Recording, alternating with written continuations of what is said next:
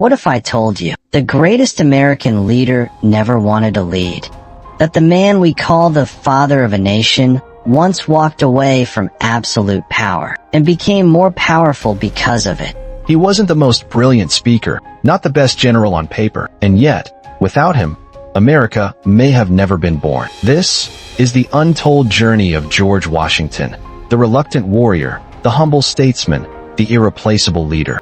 Before the statues and the dollar bills, before the legends and textbooks, there was a young boy growing up on the edge of the Virginia frontier. Born on February 22nd, 1732, George Washington's early life was far from glamorous. His father, Augustine Washington, died when George was just 11, and from that moment, the future of America's first president began with heartbreak, uncertainty, and hard work. He didn't go to college. He didn't inherit massive political connections. What he had was grit, discipline, and vision. And it's in these humble beginnings that the seed of greatness was planted. From surveying wild, untamed lands at 16 to fighting on the bloodied front lines of the French and Indian War, Washington learned early that real leadership is forged in action, not inherited by name. By the age of 23, Washington was already the commander of the Virginia Regiment. But his first taste of real military leadership was not a triumph. It was a disaster. The ambush at Fort Necessity nearly ended his career. He made tactical errors.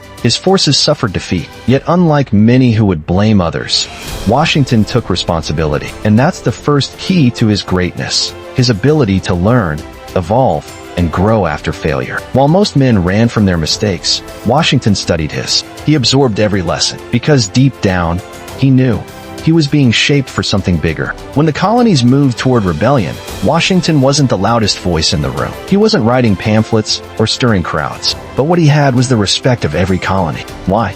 Because he had character, integrity, a military mind, and most importantly, he didn't want power. That's what made him the perfect choice. In 1775, the Continental Congress unanimously appointed him as Commander-in-Chief of the Continental Army. And once again, Washington accepted, not for glory, not for fame, but because he believed in the dream of a free nation. The Revolutionary War wasn't just a battle of armies. It was a war of ideas, endurance, and survival. The British had more men, more ships, more money. But Washington had something they didn't, a cause worth dying for. From the freezing nightmare of Valley Forge, where half his army nearly starved to death, to the daring night crossing of the Delaware River, Washington made bold moves with almost nothing. He didn't just lead battles, he led hearts. He kept the revolution alive not by winning every fight, but by keeping hope burning. In many ways, that was his genius. He didn't need to destroy the British, he only needed to outlast them. Here's where Washington became more than just a general. He became a legend. After victory in 1783, the people wanted to crown him king. He could have ruled with total power. No one would have stopped him, but he shocked the world. He resigned, he walked away, and returned to his farm in Mount Vernon. In an age where power corrupts absolutely, Washington did the unthinkable.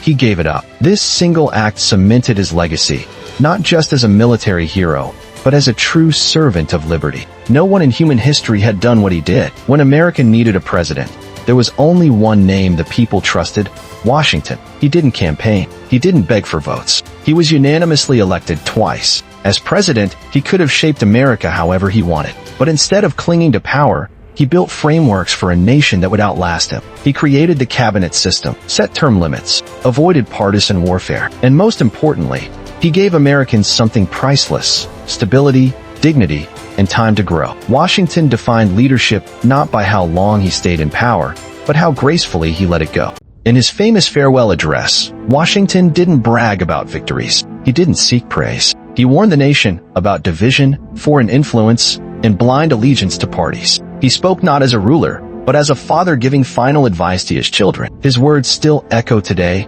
more relevant than ever. Because Washington didn't lead for applause. He led for posterity. Greatness isn't about titles. It's not about power. It's about impact. About choosing duty over desire, principles over pride. Washington didn't seek to be remembered, and that is why he never will be forgotten. But this was only the beginning. The most powerful truths about George Washington, his greatest battles, his darkest choices, and the legacy that still shapes us, are waiting in part 2.